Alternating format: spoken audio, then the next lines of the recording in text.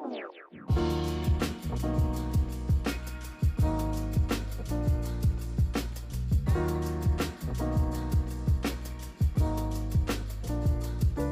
to another episode of GQ Speaks, your go-to platform for insightful conversations, captivating stories, and thought-provoking discussions. GQ is a series of experiences, and we're just making sense of that as we go along. That is what we're doing here, one conversation at a time. So sit back, relax, and let's dive into our episode.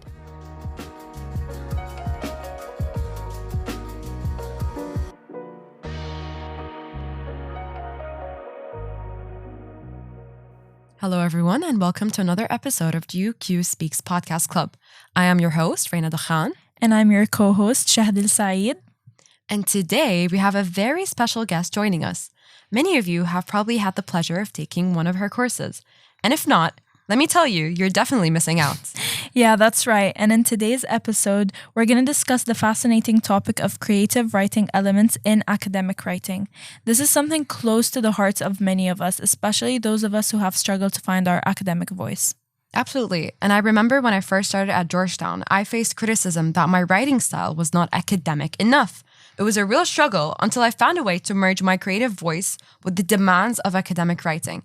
And our guest today has played a central role in this journey for me. Definitely. And if you guys haven't already guessed, our guest today is none other than the wonderful Professor Mysti. Professor, welcome to the podcast.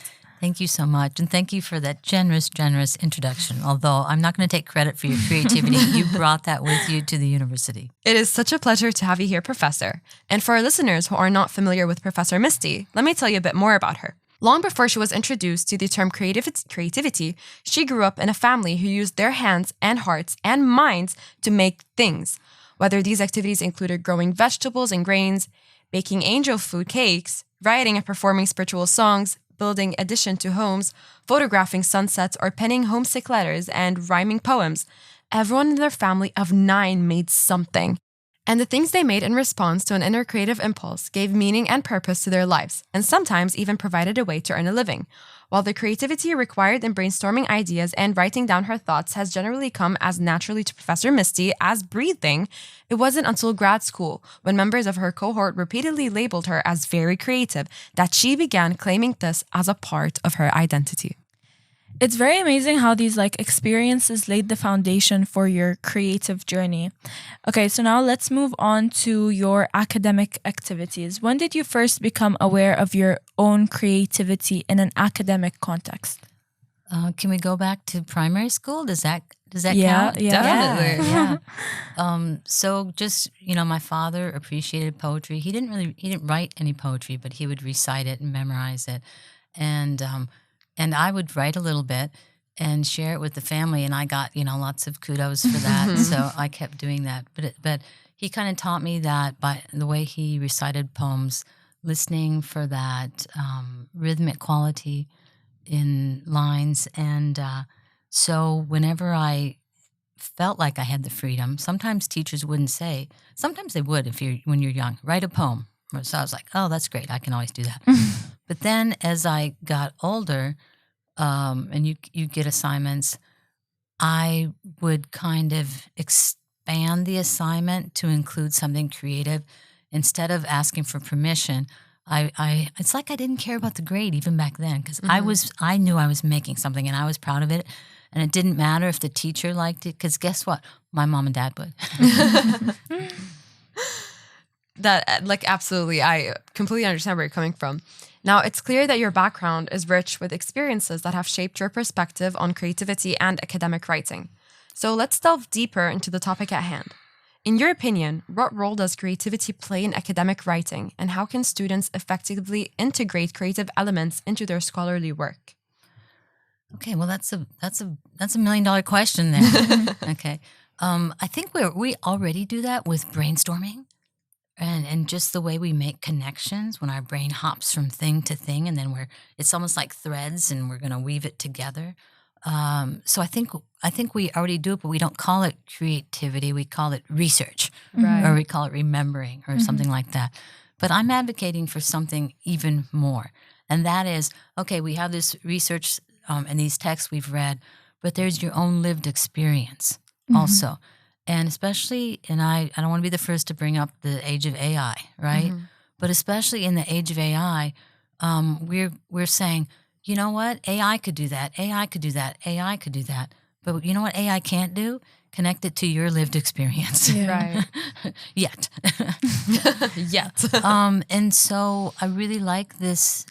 I'm really happy because I'm not on the island of misfit toys by myself anymore, because we're customizing assignments to make them not AI proof, but something that AI can't do. And so I think that there is more of a room for the personal. And that just is what is interesting to me. It's not just the ideas, but it's how the ideas are new to you and how you're connecting them. That's creative. You're creating those connections. That's alive. That's vital. There's an energy there, right?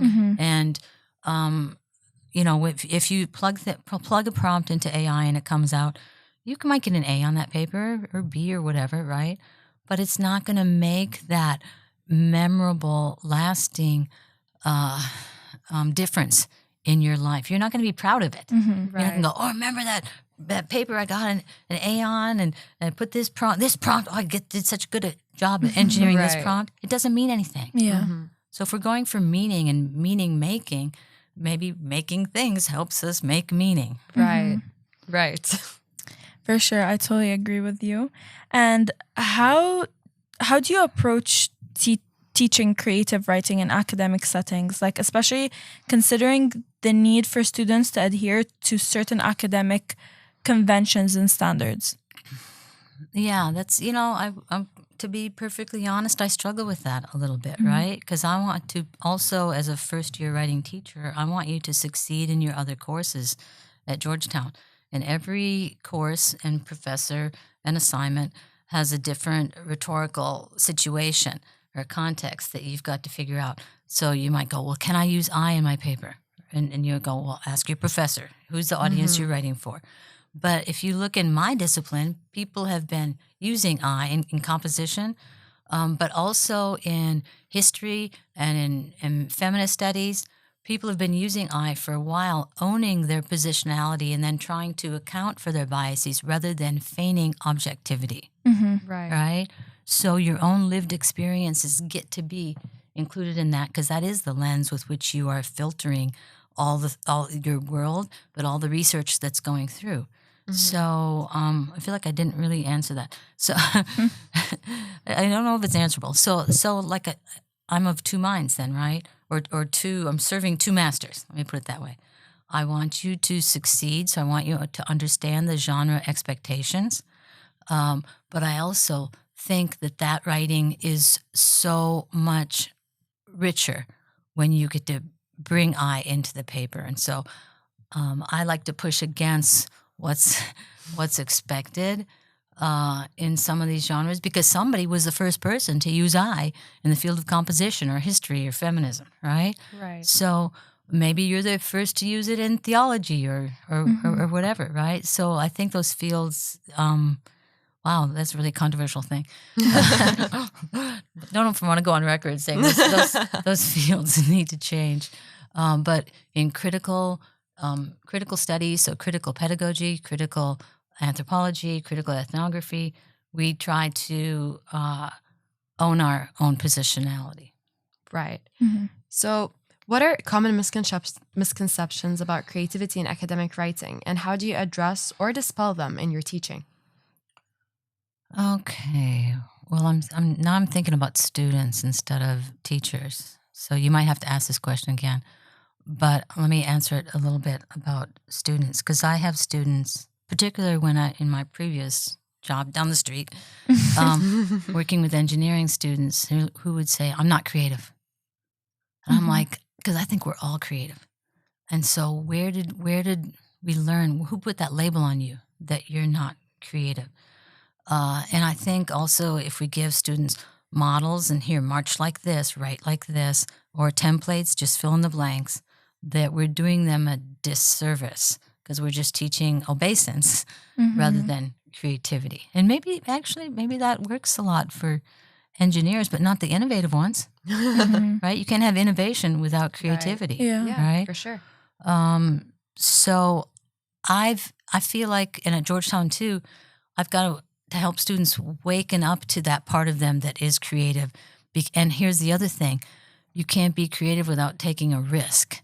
Risk of, oh, is this working? Risk of being made fun of. So if we scaffold those, so like my very first assignment, which is like, write a memo to me about your relationship with writing and try to use similes or metaphors.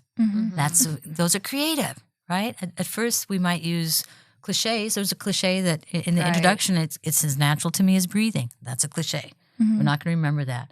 But it's natural to me as falling through the river of ice, right? So what does that mean? Right. So I didn't really answer that, right? So, and you want to ask it again, and I'll think about it from the point of view of teachers? Because I think we have to coach students. Students don't buy it. Yeah, exactly. Students don't buy it, and if teachers don't buy it, what are we left with? Can we take the risk? Are we rewarded for that risk? Right. Actually, I'm going to say one more thing.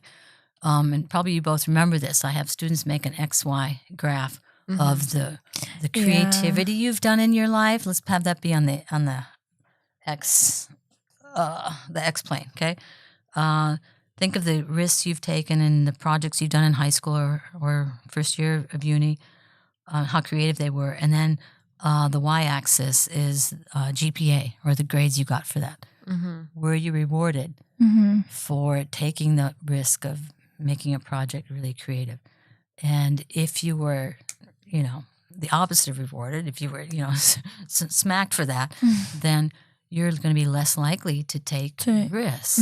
And I can say to my students, I reward risk taking. I reward creativity. Those are just words if it's not backed up, right? I mean, I remember when I was in your writing class, I was kind of reluctant. You always told me like to embrace the creativity in my writing, even academic settings, and I wasn't so sure about it. I wasn't really convinced in the beginning because, again, I faced criticisms like you're not being academic. So, like, I do definitely like understand where this comes from. It's been applied in my journey here at Georgetown. Yeah. Well, let me say one other thing, and that is, people who are successful in their fields, academics, once they made their name, then they're allowed to break the rules. Right. And they can do different things with the rules. When I'm talking about rules of genre expectations, but I'm like, because I'm always trying to get rid of the hierarchy. No, let's break them. We don't teach everyone to write like soldiers, and then after 10 years of this, okay, now how come you can't be creative? Right. Hasn't been encouraged, hasn't been rewarded. I don't even know that I am creative anymore. Right.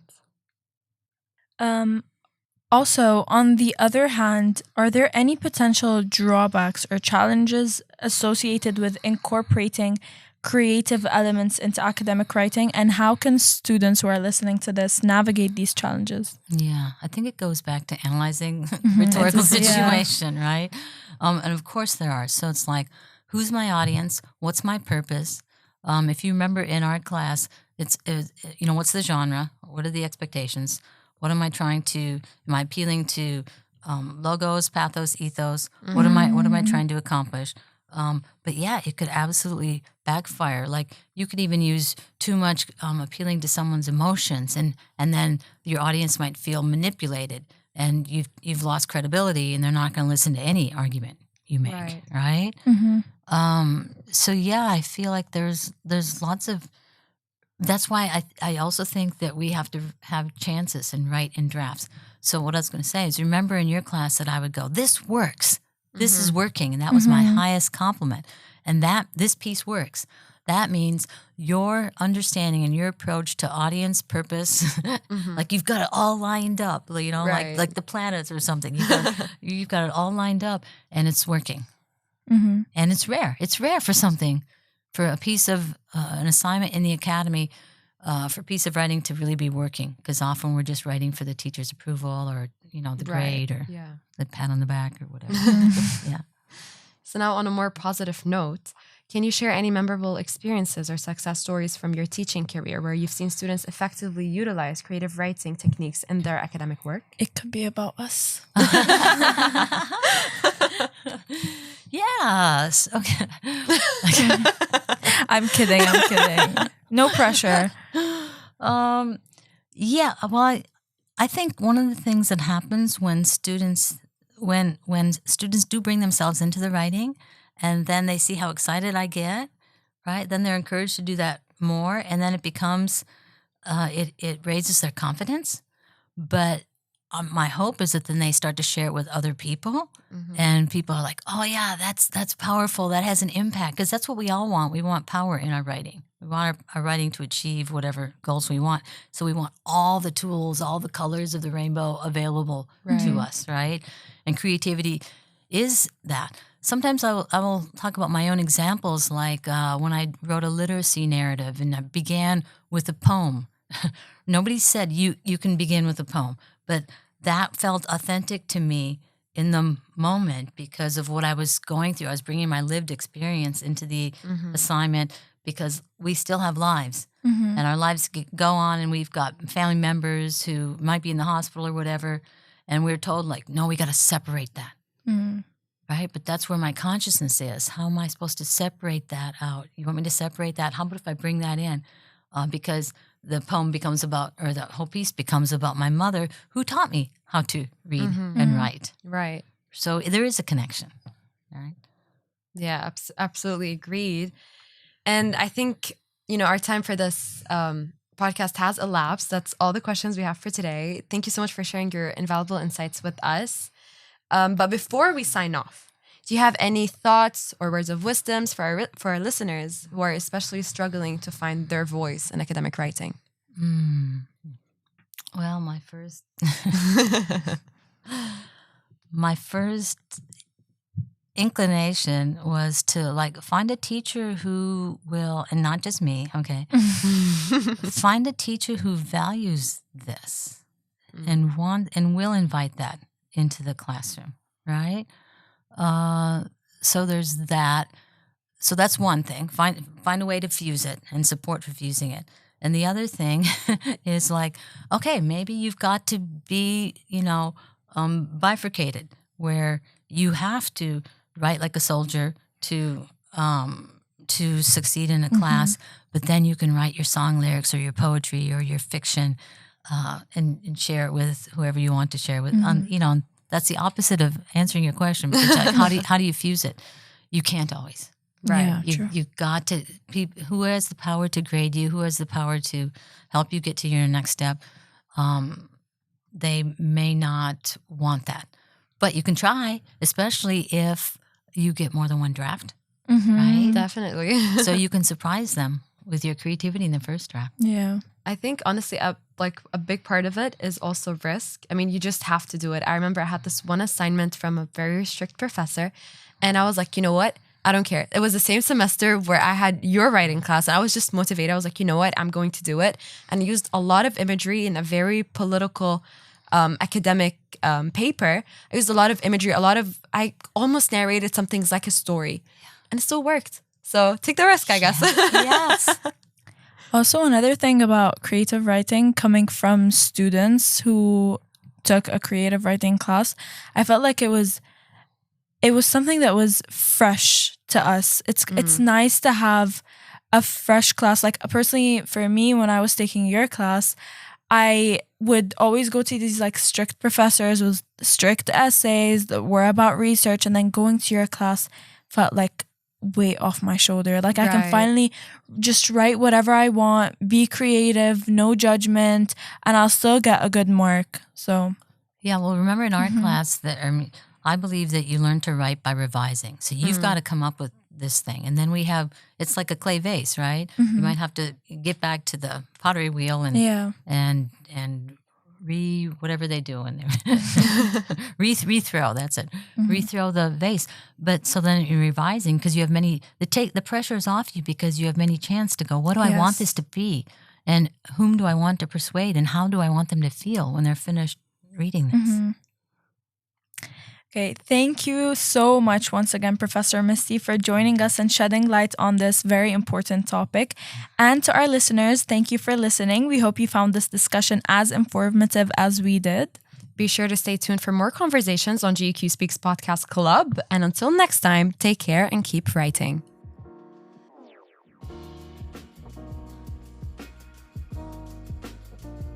Thank you for tuning in to this episode of GQ Speaks. We hope you've gained valuable insights and inspirations from our conversation today. If you enjoyed this episode, please don't forget to follow us on our Instagram page at GQ_speaks and be sure to leave a review on Spotify to show your support.